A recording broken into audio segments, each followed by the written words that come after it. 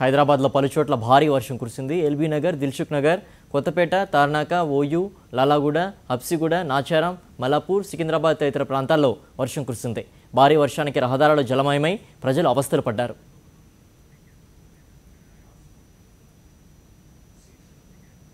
హైదరాబాద్లో ఈదురుగాలులతో కూడిన భారీ వర్షానికి చెట్లు కూడా నేలకొరిగాయి.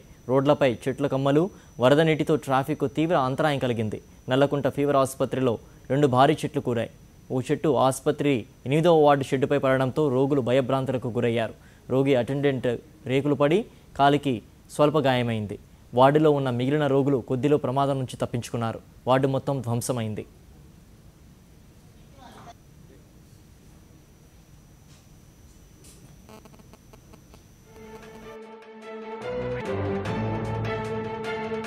ఆసుపత్రిలో తాజా పరిస్థితి మా కరెస్పాండెంట్ శివశంకర్ అడిగి తెలుసుకుందాం. శివశంకర్, చెప్పండి. ఫీవర్ ఆసుపత్రిలో చెట్లు నేలకొరిగినట్టు తెలుస్తుంది. దీనికి సంబంధించి పూర్తి వివరాలంటే శివశంకర్.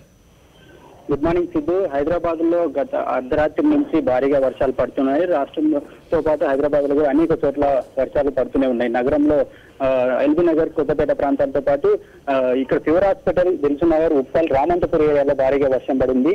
ఫీవర్ హాస్పిటల్లో రాత్రి భారీగా పడిన వర్షానికి ఈదురుగాలులతో ఉదయం చెట్టు ఒకటి కూలి హాస్పిటల్ పై పడింది. దీంతో హాస్పిటల్ పై రేకులు మొత్తం కూలిపోవడం జరిగింది. కింద ఉన్నటువంటి హాస్పిటల్లో ఉన్నటువంటి సిబ్బంది పై కూడా కొంతమంది గాయాలైన పరిస్థితి కనిపిస్తుంది.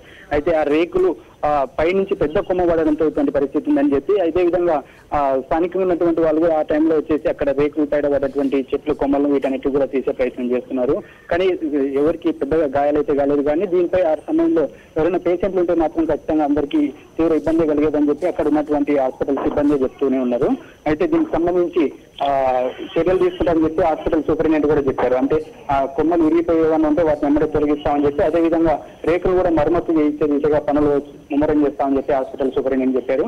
అయితే దీనికి సంబంధించి జిహెచ్ఎంసీ కార్మికులు అందరినీ కూడా రాత్రి నుంచి వస్తున్న వర్షానికి సోమేష్ కుమార్ కూడా అప్రమత్తం చేసి అధికారులందరినీ వీళ్ళంత త్వరగా ఏమన్నా చెట్లు కూల్చేయడం కానీ ఏదన్నా వర్షానికి పడిపోయి ఉండేటువంటి కొమ్మలు ఏమన్నా ఉంటే తొలగించాలి. అదేవిధంగా మరమ్మతులు కూడా చేయించాలి. అంటే రోడ్లు, గణేష్ మధ్యం దృష్టిలో ఉంచుకొని గుంతలు ఉన్న వాటిని కూడా వీళ్ళని త్వరగా పూర్తి చేయాలి, వాటిని మొత్తం పూడ్చాలని చెప్పి సోమేష్ కుమార్ జోనల్ కమిషనర్ తో పాటు డిప్యూటీ కమిషనర్ కూడా ఆదేశాలు జారీ చేశారు.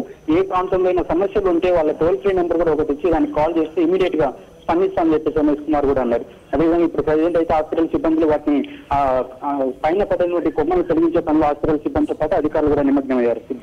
Okay Shankar, thanks for the updates.